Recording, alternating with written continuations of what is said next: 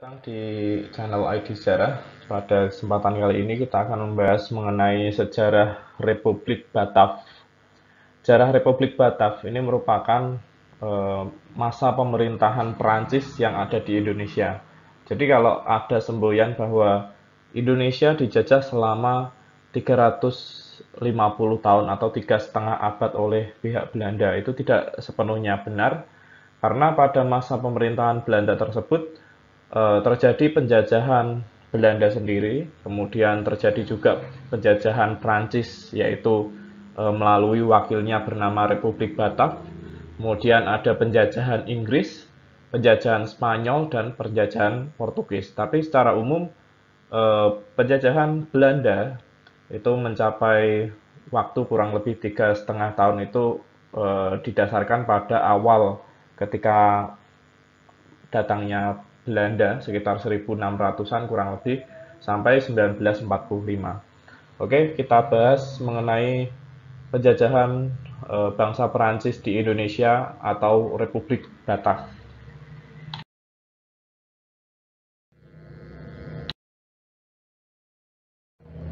Untuk membahas Republik Batak yang ada di Indonesia, kita perlu menarik ke belakang apa yang terjadi di wilayah Eropa yang kemudian berdampak pada wilayah jajahan yang ada di Nusantara. Kita ketahui sendiri bahwa dari rentang 1600-an, ketika didirikan VOC, wilayah Indonesia praktis sudah dijajah oleh pihak Belanda. Wilayah-wilayah strategis seperti Malaka, kemudian wilayah Batavia, kemudian Makassar, kemudian Maluku, itu dikuasai oleh VOC tersebut. Kemudian pada tahun 1795 terjadilah perang di wilayah Eropa yang sebelumnya didahului oleh Revolusi Perancis. Perlu kita ketahui bahwa Revolusi Perancis merupakan gerakan rakyat Perancis yang ingin membebaskan diri dari rezim feodalisme dari kerajaan Perancis, sehingga muncul satu dobrakan agar sistem kerajaan yang berbentuk absolut itu dibubarkan. Nah, nanti kalian bisa belajar di sejarah peminatan. Kemudian setelah adanya revolusi Prancis dengan semboyan Liberté, Égalité, dan Fraternité, memunculkan satu tokoh yang sangat terkenal di Prancis, yaitu Napoleon Bonaparte.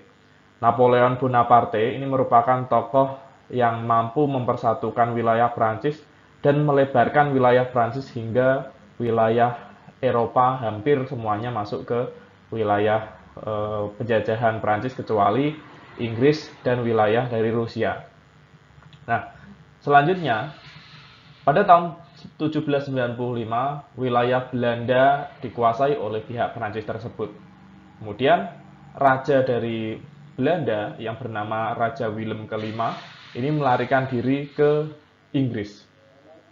Nah, kemudian negara Belanda sendiri dijajah oleh Prancis dan kemudian dipimpin oleh saudara dari Napoleon Bonaparte yang bernama Louis Napoleon. Kemudian penjajahan di wilayah negara Belanda yang ada di wilayah Eropa tersebut dinamakan Republik Batav, yang kira-kira berdiri dari tahun 1795 sampai 1811. Bagaimana nasib Raja Willem kelima atau raja dari Belanda yang melarikan diri ke wilayah Inggris? Raja Willem kelima kemudian ditampung oleh kerajaan Inggris. Raja Willem kelima ditempatkan di sebuah kota yang namanya kota Kew. Di kota Kew ini kemudian Raja Willem memberikan sebuah mandat kepada pemerintahan Inggris atau dinamakan surat-surat Kew. Isi surat-surat Kew tersebut berisi tentang penyerahan wilayah jajahan Belanda kepada pihak Inggris. Nah, seperti yang kita ketahui, salah satu jajahan dari pemerintahan Belanda atau VOC pada masa itu adalah wilayah Nusantara. Maka dari itu wilayah Nusantara diserahkan kepada Inggris untuk diambil alih dari Republik Batav, dari orang-orang Perancis. Nah, Kemudian terjadilah peperangan-peperangan. Pada tahun 1795 sampai 1796, Inggris sebenarnya sudah menguasai beberapa titik di wilayah Nusantara, diantaranya ada di wilayah Ambon dan Banda. Hal tersebut dilakukan untuk memblokade wilayah Nusantara untuk mengisolir dari dunia perdagangan. Nah, kira-kira kalau di slide ini ada gambar, ini adalah gambar dari Raja Napoleon Bonaparte. Bagaimana tindakan Prancis atas rencana Inggris untuk mengambil wilayah Nusantara dari Prancis? Maka kebijakan utama Prancis pada masa itu adalah berpusat pada mempertahankan wilayah Nusantara. Maka ditunjuklah seorang patriot, seorang tokoh yang kemudian sangat besar dan memberi jasa kepada Indonesia sampai saat ini, yaitu bernama Herman Willem Daendels. Perlu kalian ketahui bahwa Herman Willem Daendels ini seorang gubernur jenderal yang dia itu terkenal sebagai gubernur jenderal yang keras, tangan besi. Namun dengan adanya hal tersebut, dengan adanya perang yang sangat dekat, yang sangat singkat pada masa itu, dia ditunjuk untuk mempertahankan wilayah Jawa, maka dia menggunakan tindakan militer untuk membangun pusat-pusat persenjataan, membangun jalan-jalan yang dipakai untuk mempertahankan wilayah Nusantara, terutama di Jawa. Maka peninggalannya salah satunya adalah Jalan Pantura, itu adalah peninggalannya dari Herman Willem Daendels. Oke, selanjutnya kita bahas mengenai kebijakan apa saja yang dilakukan oleh pihak Herman Willem Daendels pada masa pemerintahan Herman Willem Daendels, yaitu 1808 sampai 1811.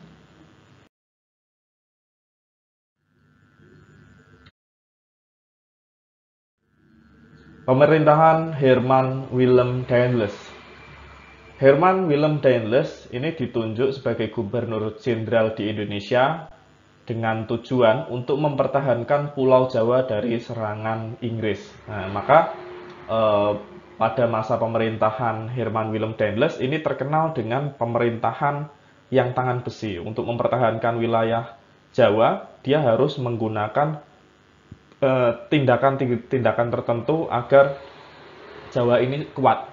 Nah, selain mempertahankan Pulau Jawa, Daendels juga ditunjuk untuk mengatur pemerintahan di Indonesia dan membereskan keuangan pasca VOC runtuh.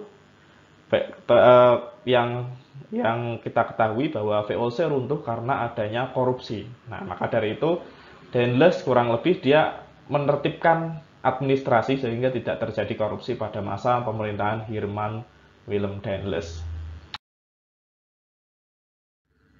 Kebijakan pada bidang pertahanan dan keamanan.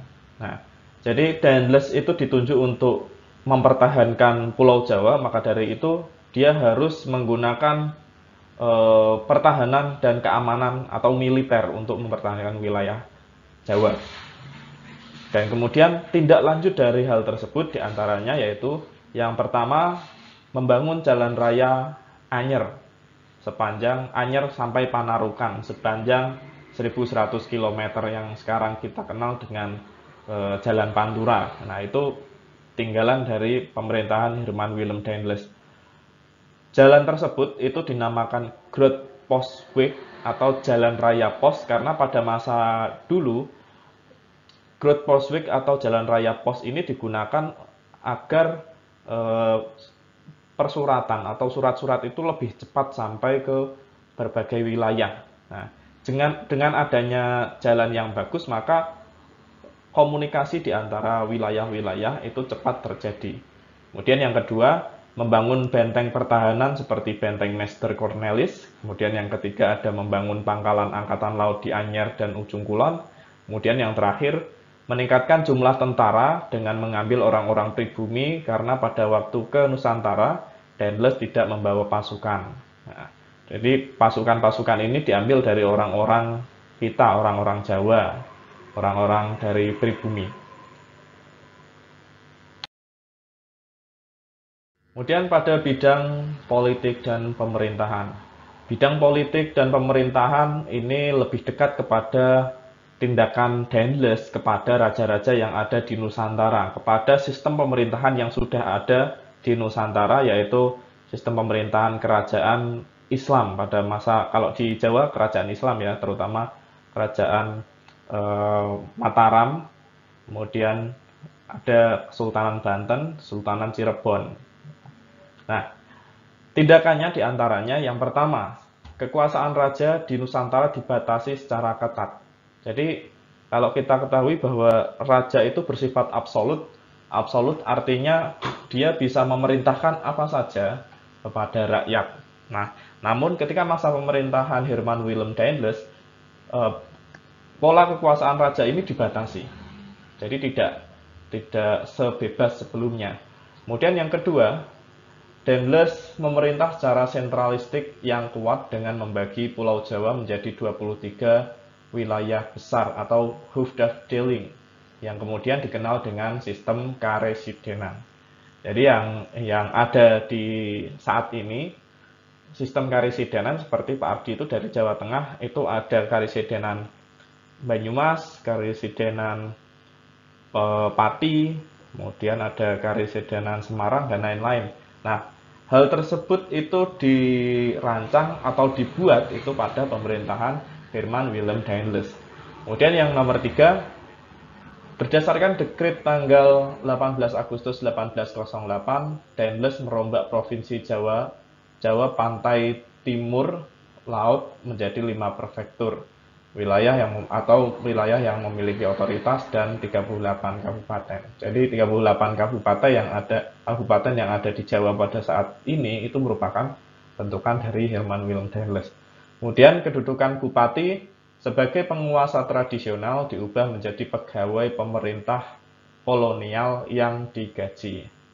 Jadi kalau di zaman dulu kan ada istilah adipati. Nah, adipati itu mirip seperti raja, tapi dengan skop atau wilayah yang lebih kecil. Nah, jadi dia seorang adipati itu memiliki kekuasaan dan kemudian dia tidak digaji karena dia mengelola wilayah tersebut. Dengan adanya penjajahan dari Herman Willem Daendels atau dari Republik Batak, maka bentuk tersebut itu dirombak atau diganti. Maka seperti yang kita ketahui sekarang ini. Kemudian pada bidang ekonomi dan keuangan. Pada bidang ekonomi dan keuangan, Herman Willem Daendels memberikan beberapa kebijakan, diantaranya yang pertama, melakukan penjualan tanah kepada pihak swasta.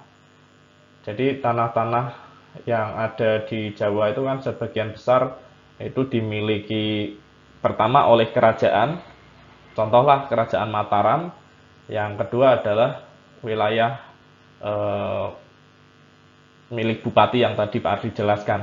Nah, tanah-tanah tersebut kemudian diswastanisasi atau dijual kepada pihak swasta yang nantinya akan dikembangkan oleh pihak swasta. Kemudian nomor 2, rakyat diharuskan melaksanakan penyerahan wajib hasil pertanian. Ini merupakan kelanjutan dari masa VOC ya. Kemudian yang ketiga, meningkatkan penanaman tanaman yang hasilnya laku di pasaran dunia. Ini juga sama yang dilakukan dengan VOC.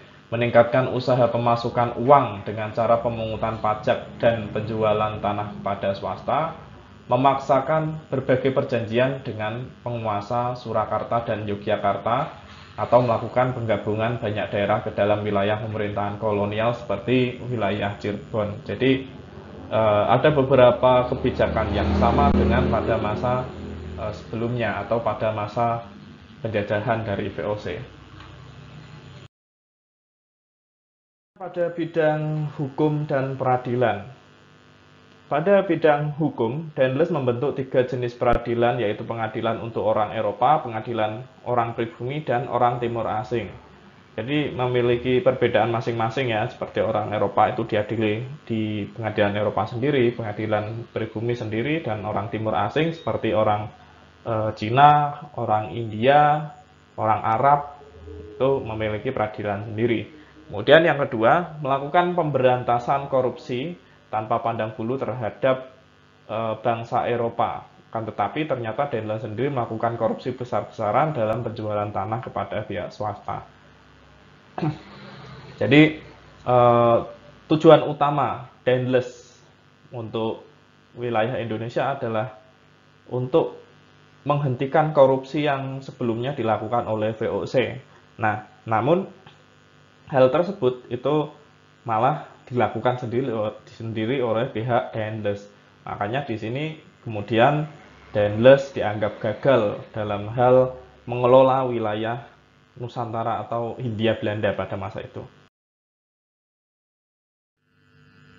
Pada bidang sosial, kebijakan Daendels diantaranya yang pertama, rakyat dipaksa melakukan kerja rodi untuk membangun jalan Anyar Panarukan. Dalam waktu singkat, dia bisa membuat jalan yang sangat panjang, yaitu dari Anyar sampai Panarukan. Nah, kemudian jalan tersebut itu dibangun bukan dari satu tempat pindah itu tidak. Daendels meminta wilayah-wilayah kadipaten-kadipaten yang kemudian diminta untuk mendirikan diminta untuk kerja paksa di wilayahnya masing-masing. Jadi Daendels hanya mengecek saja di perwilayah ini, tidak Daendels turun langsung ke berbagai wilayah, itu tidak. Maka dari itu pembangunannya itu lebih cepat. Jangka waktu selama 1808 sampai 1811 wilayah Jalan Anyar Panarukan itu bisa didirikan. Kemudian yang kedua, perbudakan dibiarkan berkembang. Ini merupakan kelanjutan dari sistem VOC. Kemudian menghapus upacara penghormatan kepada residen, sunan atau sultan, dan kemudian yang terakhir membuat jaringan pos distrik menggunakan kuda pos. Ini seperti yang Pak dibahas sebelumnya bahwa jalan raya pos Anyar Panarukan itu dipakai untuk menghubungkan antar pos di berbagai wilayah di bagian utara dari Jawa.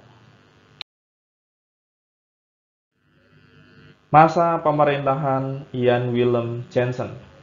Sebelum kita bahas mengenai masa pemerintahan Jan Willem Jansen, kenapa Daendels dianggap gagal? Karena Daendels sendiri itu dianggap pemborosan keuangan dari Republik Batak.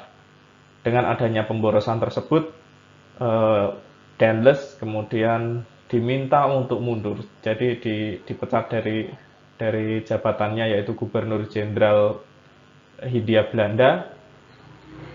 Selain karena kegagalan dalam dianggap merugikan Republik Batak, Jan Willem Jansen juga dianggap gagal mengurusi korupsi yang terjadi. Bahkan seperti yang Pak dijelaskan tadi, Jan Willem Jansen dia juga korupsi karena mengambil uang dari hasil penjualan tanah atau penjualan tanah ke swasta. Maka dari itu ditunjuklah Jan Willem Jansen. Pemerintahan Jan Willem Jansen ini hanya 1 tahun saja, karena pada masa pemerintahan Jan Willem Jansen itu berbeda jauh dengan masa pemerintahan Daendels. Jan Willem Jansen dia ditunjuk untuk mempertahankan wilayah Jawa sama dengan apa yang ditugaskan kepada Daendels. Namun pola dari Jan Willem Jansen ini berbeda dengan Daendels, karena Jan Willem Jansen dia merupakan gubernur jenderal yang pernah gagal, namun kemudian ditugaskan di wilayah Nusantara. Oke, asal-usul dari Jan Willem Jansen. Jan Willem Jansen dia merupakan seorang politikus berkebangsaan Belanda, namun dia pernah mengalami kegagalan ketika menjabat sebagai gubernur jenderal. Pada tahun 1802 sampai 1806, dia ditunjuk untuk menjadi gubernur jenderal di Tanjung Harapan. Tanjung Harapan itu wilayah paling selatan dari benua Afrika. Ketika menjabat di wilayah Tanjung Harapan dia mengalami kegagalan dan kemudian diusir pada tahun 1806, dan kemudian eh, hal tersebut terjadi karena Tanjung Harapan diserang oleh Inggris dan jatuh ke tangan Inggris.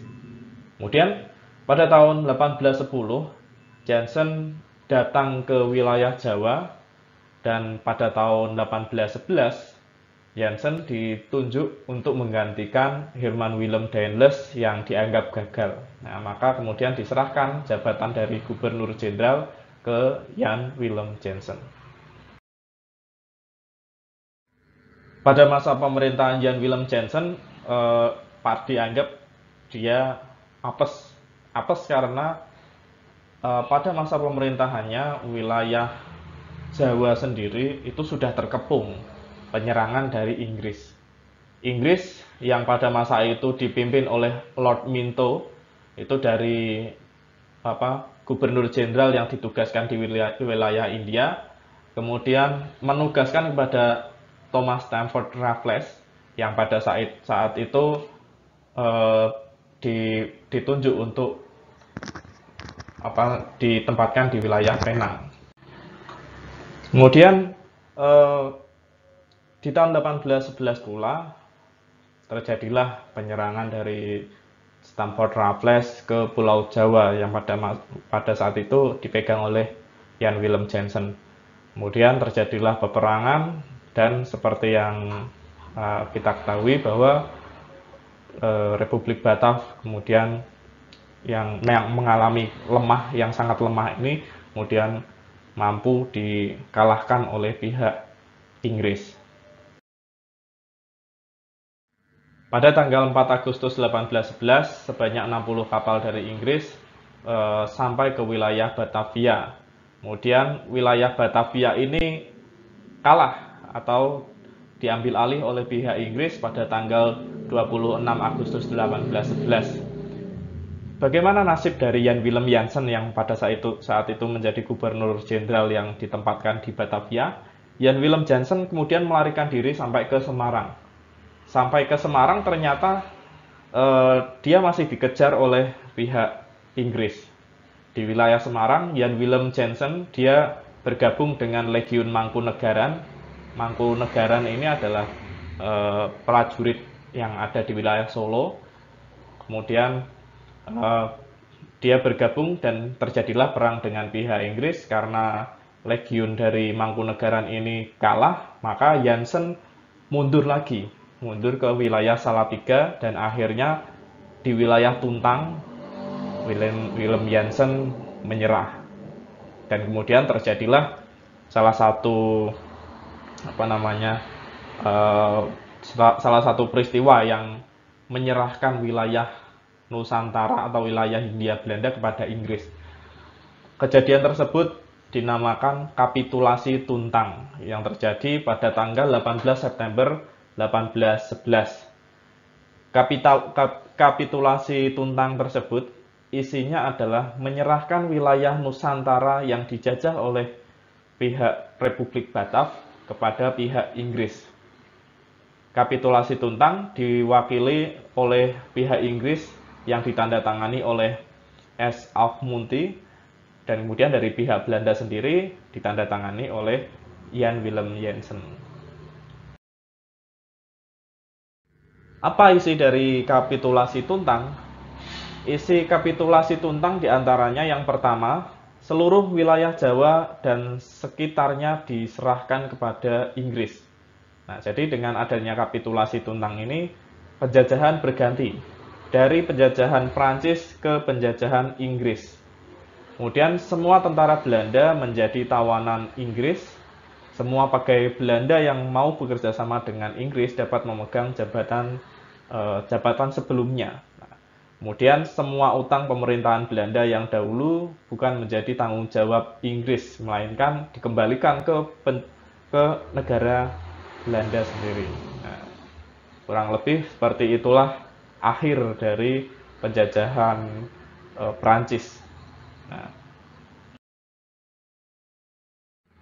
oke, materi dari penjajahan Prancis atau dari Republik Batak cukup sekian.